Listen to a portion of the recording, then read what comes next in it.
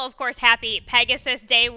It's going down on Florida, but we're up here in Maryland, of course. Hi, guys. Callie Francois, of course, with Tim Tulloch next to me, sitting in for Keith Fusel. But, Tim, we had a couple of prices yesterday. We had 2 winners for William Humphrey, 3 for Angel Cruz, and then a $70.60 winner to kick off yesterday.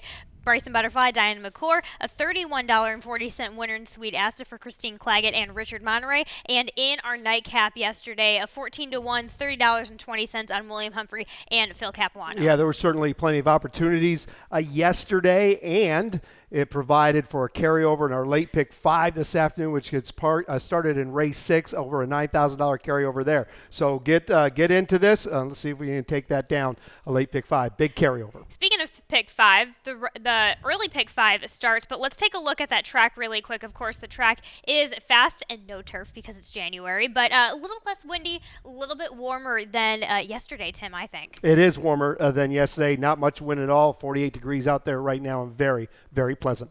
Let's see. Let's go ahead and take a look at the early pick 5, of course, which does start in, as Tim mentioned earlier to me off camera, mandatory payout for that. But race number 1 is this maiden claiming 30,000 event, 7 furlongs on the dirt. Tim, you have the number 3 on top. That is Luigi's Spirit. Reese Sanchez-Solomon gets Kevin Gomez today. Yeah, certainly. It just didn't have any punch, going 5.5 in his most recent start. 2 back, going 7/8 of a mile. Today's distance, that was a good effort. Ran a good, solid number. All work since it looks like Luigi's Spirit's race to win. You like the 6 a little bit here, Captain Quint. Why not? Right. This was just coming off a just miss effort with a solid figure at today's distance, and comes in with a work since that last race also. Your top pick isn't too shabby at this distance either. You go back to that. You go back to early December, and that was a really nice. If we get to see that effort again, that should do very, very well. We both also include the number 4 here, No Further, for Brittany Russell, gets Javian Toledo. We get the cut down from the 45 back to the 30, and we get a little bit of extra help with the distance. Well, what you're going to get is probably a better break. Had no shot. Tossed that last race out. He runs back to that race. 2 back. It could be good enough to get the job done here. Tim Tulloch goes 3, 4, 6, 5 in the first. That starts the early pick 5. But let's go ahead and talk about race 2, which starts the early pick 4. Now, Tim, you've got a ticket lined up for us today. How do you play it? The $18 ticket for the early pick 4. No singles. I use the 4 and the 6 in race 2. My price play is the 6 Curlington for Hugh McMahon. In race 3, 3 deep, 1A, 3 and 5. Race 4, the 2 and 7. And in race 5, 4, 7, and 8, $18 ticket in the early pick 4. Which starts with the starter allowance going a mile and an eighth here on the dirt. Tim, you've got the number 6 on top. As you mentioned, Curlington for Hugh McMahon gets William Humphrey, who had 2 wins yesterday. But I like we are at the mile and eighth, and I do think Curlington, I think you picked up that Curlington might appreciate this distance a little bit today. I think he will. Look, this is a horse that's been in very, very good form since July with some solid speed figures. You go back and look at those races at Penn National at this starter nickel level. They were good efforts, low, mid 80 buyer speed figures. Even his race 2 back right here at Laurel Park, we're running second behind Cecilia Mike while bobbling on out of there, was a good effort. He certainly races on his form you can lean on, and you're getting Barbosa and a little bit of weight. You also include the number 4 that I have on top, Carte Blanche for Kieran McGee gets Angel Cruz, and it's just simply hard to argue against him. Yeah, no, you can't get by this one. First off, the claim for Kieran. He's won 6 of his last 4 in a row, and 6 of his last 9, 4 in a row out there at Hawthorne. And good races at FanDuel, former Fairmount Park. Before that, hey, look, the figures are going the right way. They're ascending. The last 2 or 3 races, 70, 80 buyer speed figures.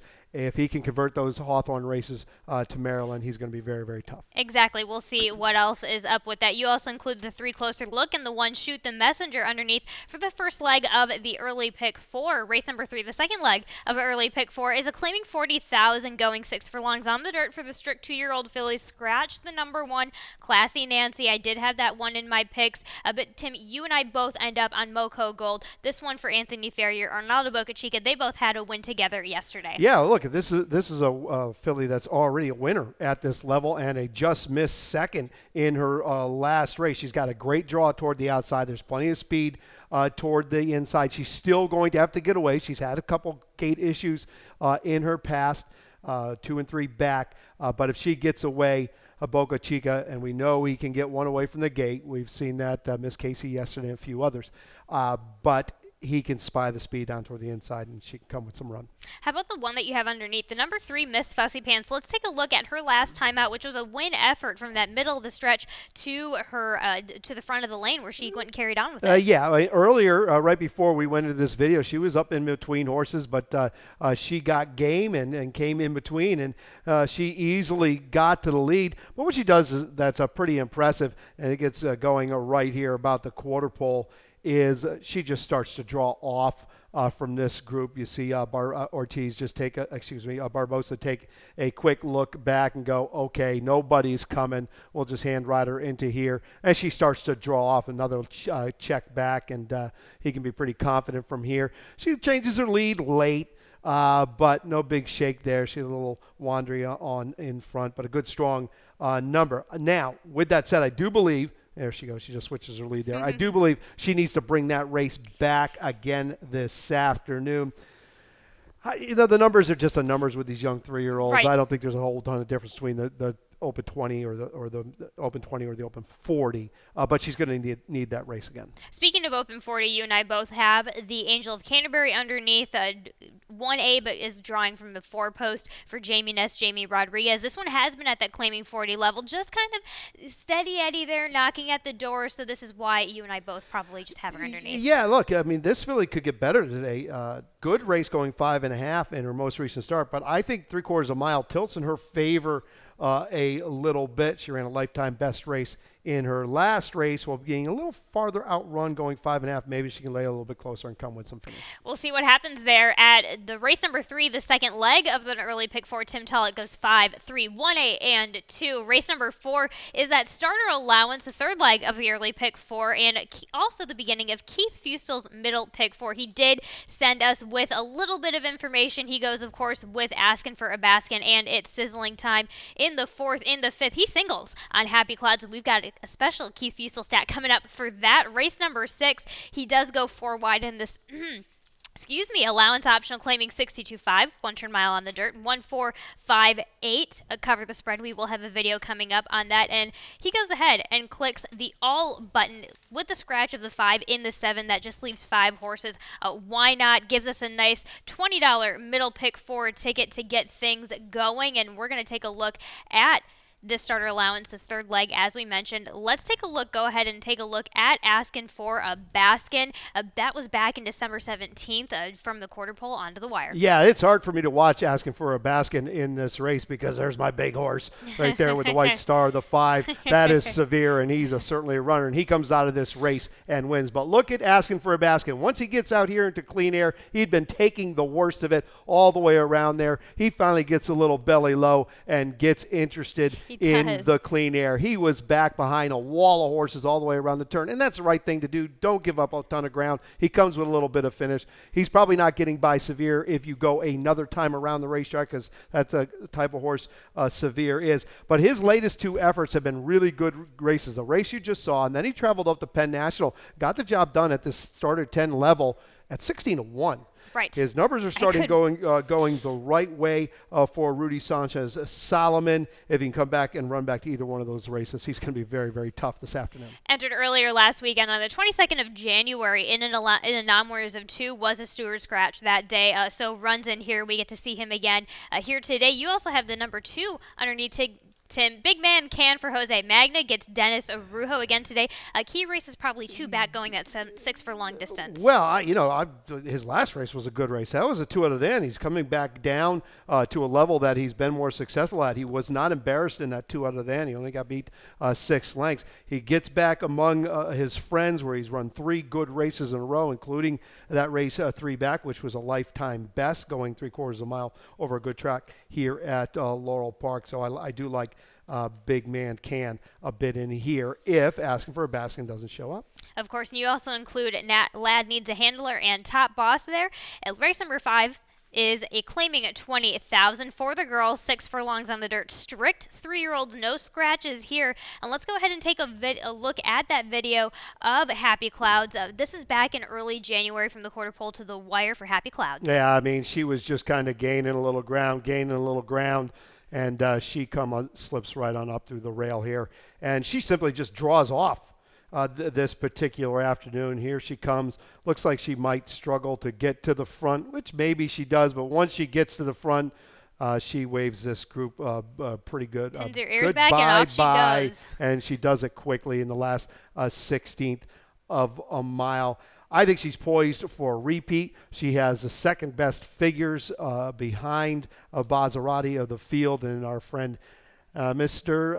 Fustel sent us in a stat. Anthony Ferrier past year in Maryland, 3 for 9, 33%, and 6 for 9 in the money and dirt sprints, 50% tag jump off the claim. There we go. That's what's happening today. This is first off the claim for Anthony Ferrier, our nation's leading trainer by wins, I might add. I'd be remiss not to mention that. I think she can repeat here this afternoon, getting Boca Chica. Going 5.5 furlongs, 3/4 of a mile this afternoon. I think this one works for Happy Clouds. Of course, Maryland being very proud of Ferrier and his team just leading the nation in wins. We hope we can just stay on that bandwagon and continue with their success. You and I both have the Brittany Russell Basarati underneath. Javian Toledo, this one, has been trying to make things happen at the lead, but it just hasn't been. It's been tough lately, so we get back down to the 20,000 to help this girl out. Yeah, this is going to help her out, no doubt about that. Look, she has not run back to that Maryland Million Lassie race. Correct. Where she ran that 62 and ran third behind Chickiness. She hasn't run that race back okay, but going to have to run faster. Her last 2 races probably aren't good enough to win here this afternoon, but getting the class relief she may need. One that's also going to be taking it to the lead is Bayless Street for Hugh McMahon. You have this one underneath on the rail for Angel Cruz. Angel Cruz gets the call on this one.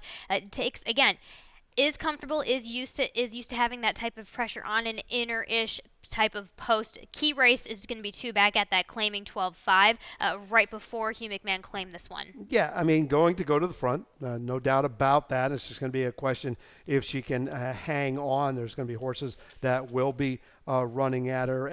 Happy Clouds, maybe they take a different approach with Bazarati. Right. But she might have company up there. Bazarati might keep her company. Bossiness might keep her company. Right. So I don't see an easy lead in her card. A lot of speed that we just talked about, but what's great for Happy Clouds, our top selection, is that this one doesn't need to be. She doesn't need to be on the lead, so she'll be just fine. And we're going to be right back to talk about the rest of this card on Pegasus Day here in Maryland. We're ready for the start. They're off.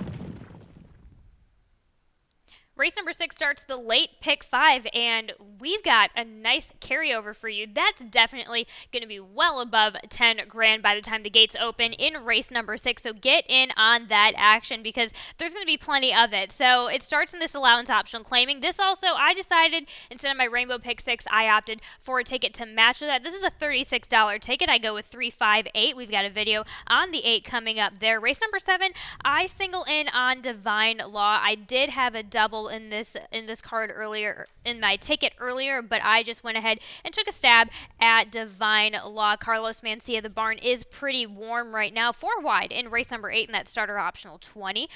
3 wide in race number 9, the 2, the 3, and the 6, although if I probably could have singled in on any other horse, it probably would have been the 2, no a chance. And our nightcap, of course, I doubled down on that with See Out and Secret Sanctuary for a $36 ticket for the start of the late pick 5, which does start in this allowance optional 62.5, going the 1-turn mile on the dirt for the strict 3-year-old fillies. Tim, you have the number 5 Gormley's Gabriella for Hammy Smith on top with J. Ron Barbosa. versa. Are they mean? Are they strict 3-year-old fillies? Are they just mean or straight 3-year-old fillies? Straight 3-year-old fillies. Okay, let's go with the straight, mean 3-year-old fillies. Yeah, look, this one's a stretching, but dropping back to this first level allowance race should be class relief. She ran good races behind Malibu Moonshine in her last 2 starts. We know how good Malibu Moonshine is. A couple works, including a sharp 5/8 of a mile on January 19th. Figures do work, but at the end of the day, my best bet of the day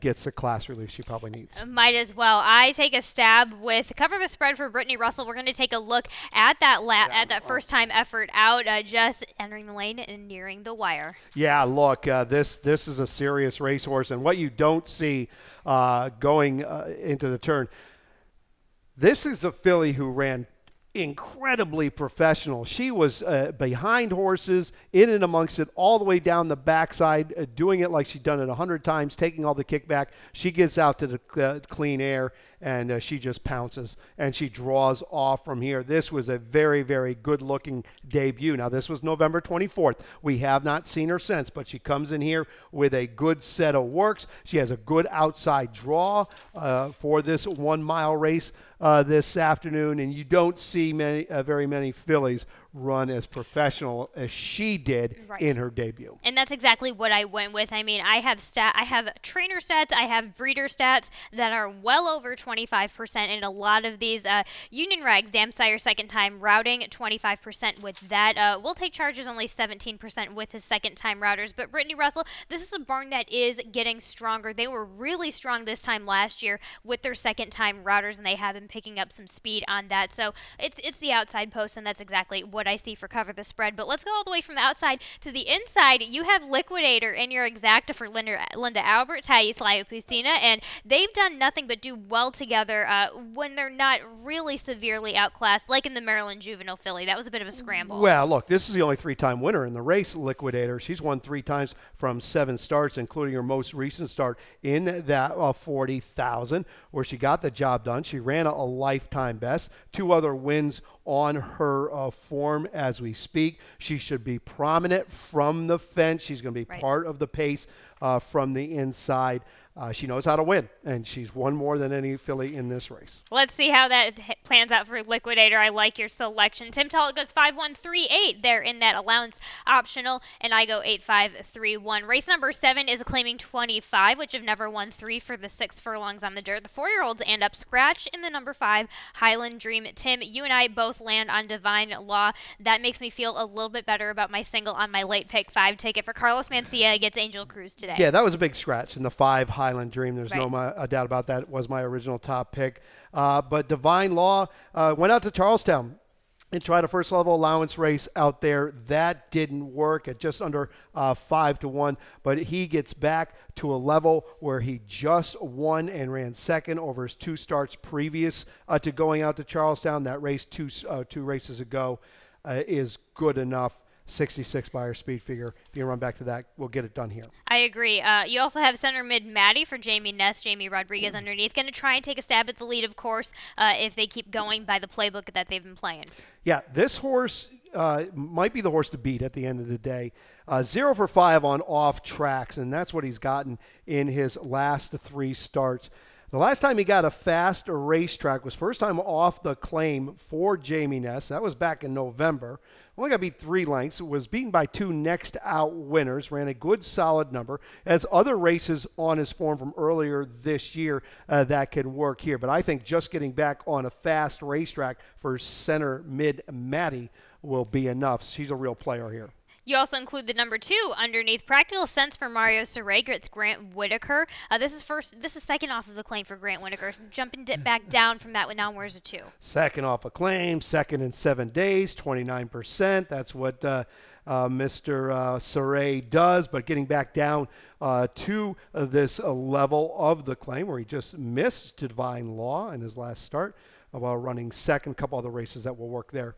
Also, he had a 3-race streak there from September to December, which were good, productive races. Speaking of another Mario Saray horse. You have the Mario Saray horse picked out in that next race, in the race number 8, in that starter optional claiming. Gold Time Vixen was a winner at a big price last time out back in January, so a little bit of a short turnaround, but you're trusting in Mario with that short turnaround because he is well known for it.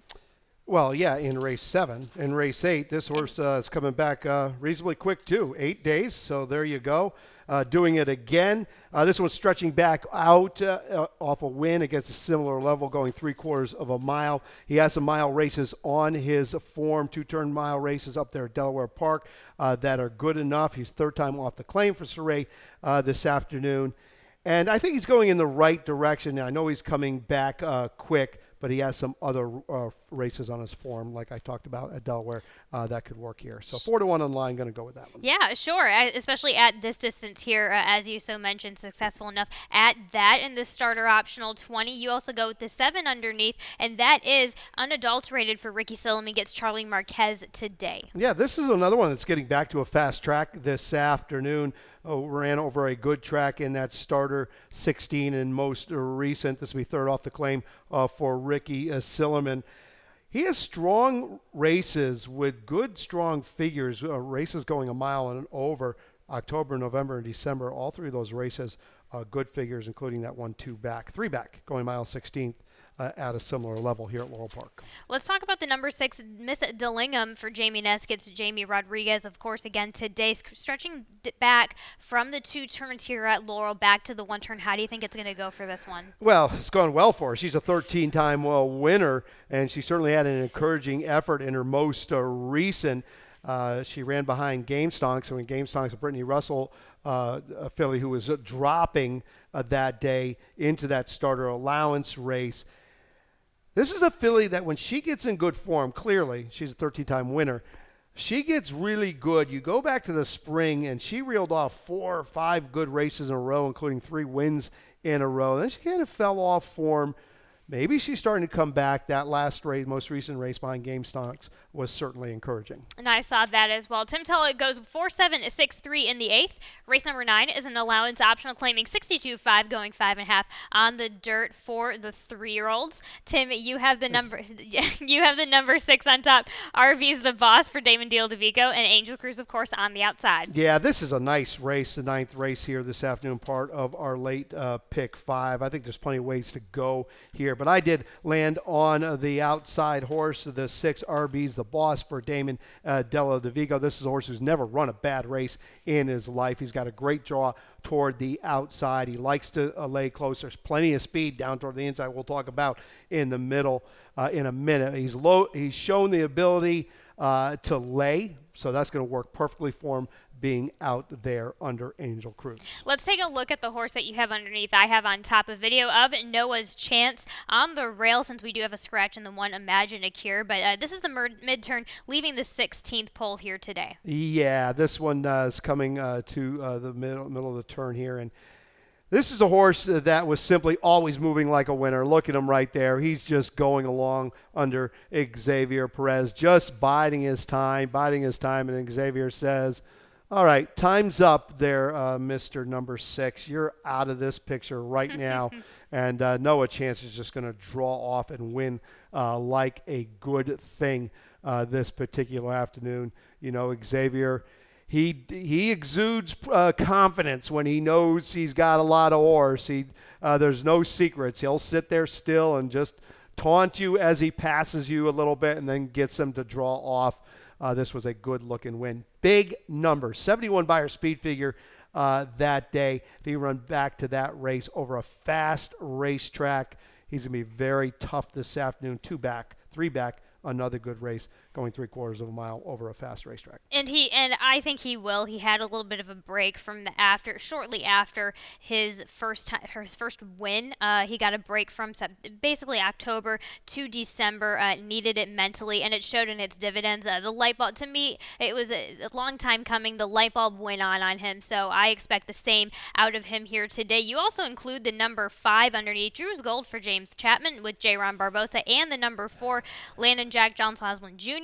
with Javian Toledo there. Yeah, look, the 5 Drew's Gold, we haven't seen this one since last May, did break his maiden at first asking, beat 2 next out winners down there in Kentucky. He's been working well up there at Belmont Park. So new blood, I'm going to give this one a little bit of a shot, 6-1 on the line. Why not? There we go. And for our nightcap in this maiden claiming 12-5, you go with the number 7, going 7 furlongs on the dirt for the 4 and 5-year-old. Scratch, of course, the number 2, Runaway Empire, but that leaves you with Grand Manor, who I have underneath as well. Why not?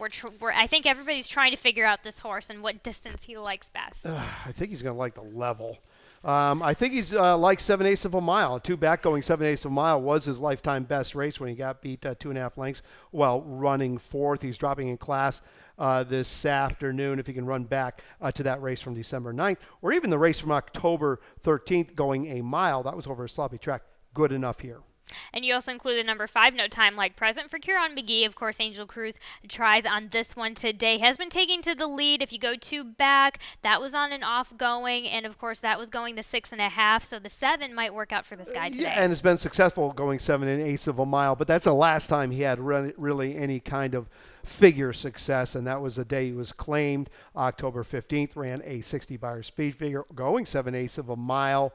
He'll be forwardly placed this afternoon once again. We'll see if he can regain that form from October. Tim Tulloch goes 7.536 in the nightcap here on Pegasus Day. And let's head over to Lightning Round to talk about a little bit of what's to come. Tim, first let's get into your best bet and your value play. Let's see what your best bet is. Oh, Gormley's Gabriella. Yeah, Gormley's Gabriella, race 6, my best bet of the day. As I mentioned, I know it's overcovered. The spread was very impressive in debut, sure. But I'm a big believer in class relief. Cover the spread will be taking on winners for the first time. I'm going with Gormley's Gabriella as my best bet of the day. Ran behind Malibu Moonshine in her last 2 starts and didn't run too far off of her. It wasn't like she was beating the nose and neck in an 1/8 of a mile. She was beat 2 lengths and 4 lengths in both of those races. And let's take a look at your value play of the day, which is Curlington in race 2 for Hugh McMahon. A scratch in there, and the 7 really was an academic scratch. It didn't matter. 9-2 on the line. I think this one's going to take more money than I expected, but we're going to start at 9-2. Then running some good races, a good race 2 back here at Laurel Park. Any one of his Penn National races wins this race this afternoon.